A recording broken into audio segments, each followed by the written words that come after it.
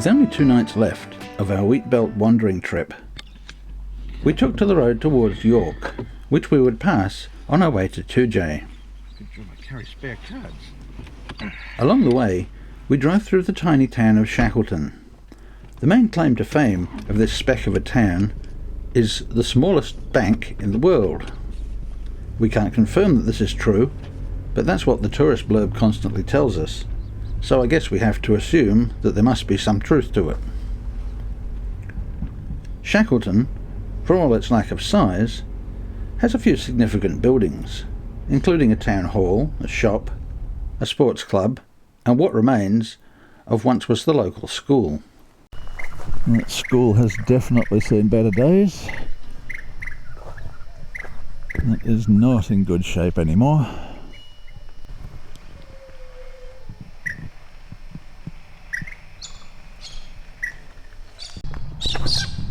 So this little building here is Shackleton's claim to fame. We must have missed it on the way through. It is small enough, so no wonder we missed it. It's still here, obviously. Little tiny one-room bank.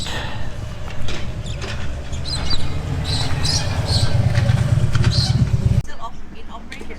No, I don't think so.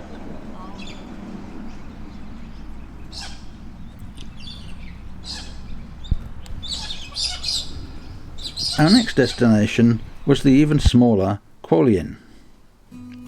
Kwolyin was once a significant town that looked like it would probably outcompete Shackleton. But today, all that remains is a lonely little church. The town's 2 fates are connected to water, and Shackleton's connection to the Goldfields water scheme ensured that it would be the survivor. The reason for visiting Kwolyin wasn't to look at the old church, but to check out the campground that has been established. The campsite is excellent and includes a camp kitchen, flushing toilets, and a large campground that's available to travellers free of charge for up to 72 hours. There is a large rock nearby and walk trails to explore. The campsite caters for all types of campers and can accommodate any kind of rig. One piece of advice I would give is to take plenty of mosquito repellent. And we've just come along from Shackleton towards the west, towards Quairading, and this is the campsite at Kwolyin. Really nice place, some good facilities. If you're looking to camp in the area, you can stay here for 72 hours, so very useful little spot. Looks like we're about to set up for camping, but we're not. We just called in here to have a look at the wildflowers, see what we can find. Unfortunately, as you can see here, and on the other side and all over the place, there's these dreadful plants taking over everything and out-competing the wildflowers. So what we used to see here as little native plants have gradually been replaced by all this dreadful stuff. Oh, there's a few hungry muzzies here too. I'm just being attacked, so I'm going to keep moving.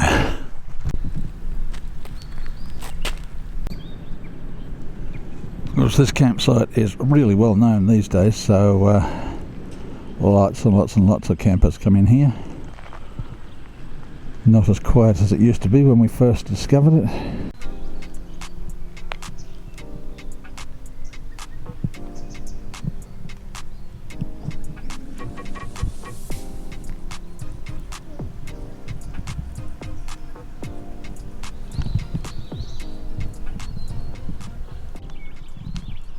Hard to believe when you look at this now, but used to be a thriving little town here.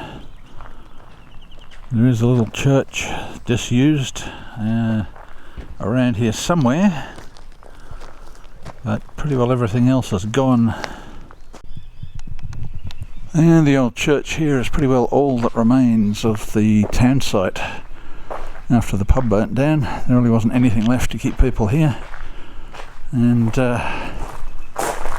this is The only thing, this was open at one stage. I have seen people take pictures of the inside. It's obviously been re-secured.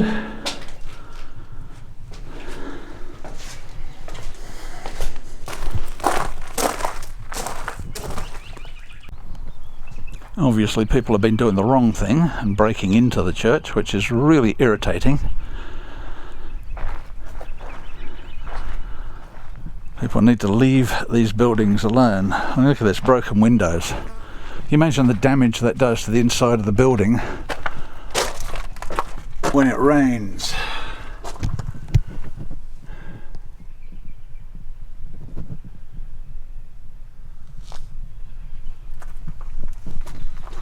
It is really irritating to see falls coming here and damaging these old buildings.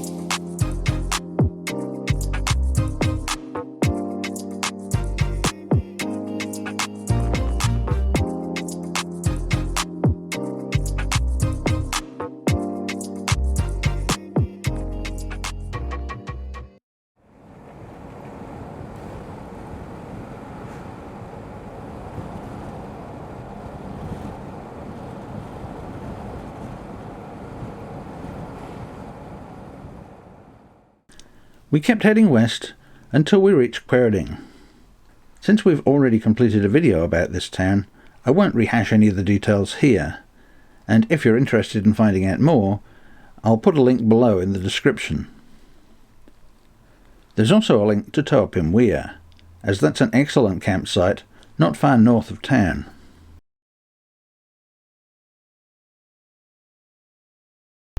We're just passing through the town of Quairading at the moment. I'm not going to stop. We've been here a few times in the past. Got a fair bit of footage of it.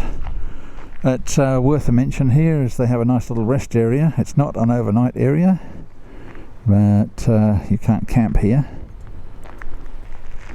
You can camp up at Toodyay Weir, which isn't far away, but they have a good little toilet here with hot and cold showers, and of course WC.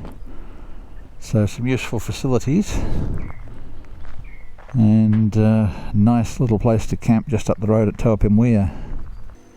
We then travelled back through York and had a very late lunch at Northam. One day we'll get back to this large regional centre and finally get round to making a proper video about it. But for now, all you get is a quick drive down Fitzgerald Street.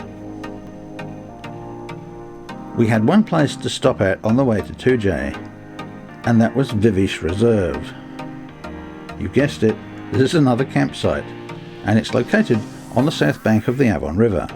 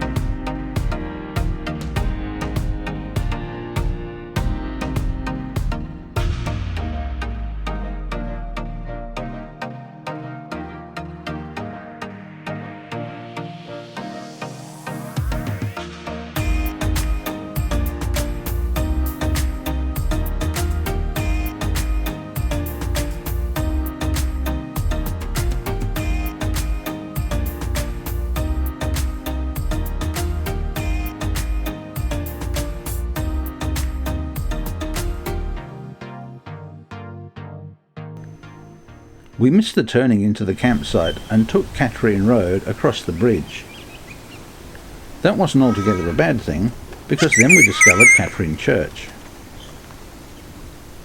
The church and its pioneer graveyard sit perched on the side of a hill overlooking the river.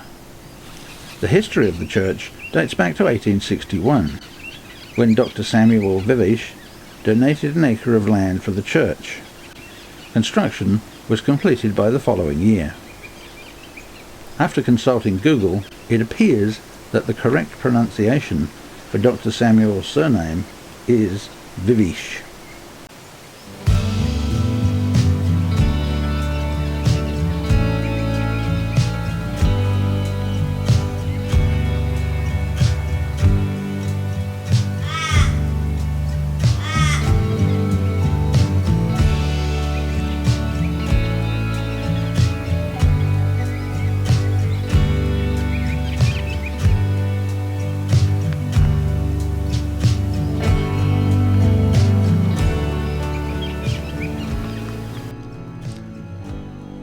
Back across the river, we turn sharp left onto a gravel track leading to the river. There was a bit of water over the track, but the ground was solid enough underneath. The area by the river is very pleasant, but you will get some noise from traffic above and from a rail line that runs nearby. Noise from trains seems to be something you have to get used to in the Toodyay area, but more on that later.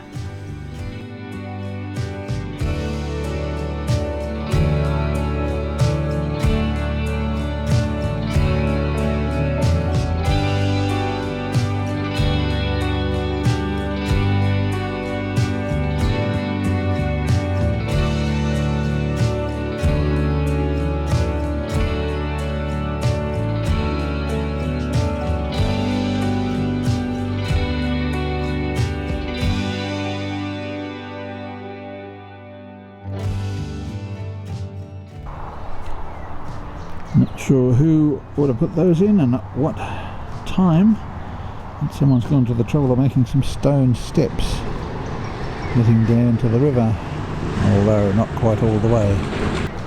You are next to a busy road here, so I guess it doesn't matter where you go around the Toodyay area, you're either going to catch noise from traffic or you're going to get it from the railway. And this is Viveash Reserve, if I'm pronouncing it correctly.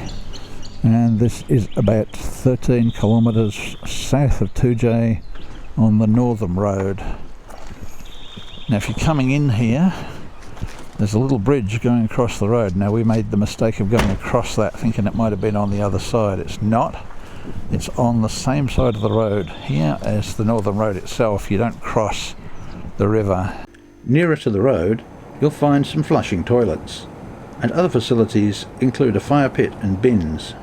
As we were booked into the Toodyay Caravan Park due to impending bad weather, we only stopped long enough to have a look around the campsite, but it's certainly one we'll think about coming back to in future.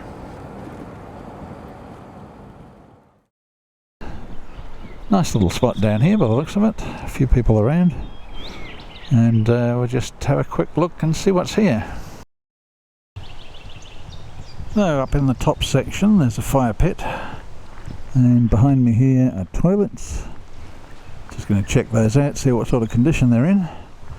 The area at the top is quite sloping, so it would be a bit of a challenge to get a rig level on, I would imagine. It's quite sloping up here. Better down the bottom. Flush toilet. Oh yeah, flushing toilets apparently. So much more level area down there, but don't go there if the river is about to flood. Let's just check out the toilets. They're clean. Clean? One of them got toilet room for disabled people. The toilets look as if they're in good enough condition, so good facilities here. And bins, so fire pit toilet bins. It's quite reasonable. You would get maybe just a little bit of level ground, or level-ish ground, in front of this tree where the fire pit is. And it's not as level as I would like it. certainly much better down the bottom there, as you can see from this. And that's where the caravan and the motorhome are. Also nicer to be down closer to the water. But as you can hear, bit of road noise here. Wouldn't be the quietest place to stay, because the Northam to Toodyay road would be a busy one. It had been a long and tiring day, so it was with some relief that we pulled in next to our cabin, unloaded, and sat back to relax. Relaxation, however, was short-lived. More on that in our final episode. See you next week, guys.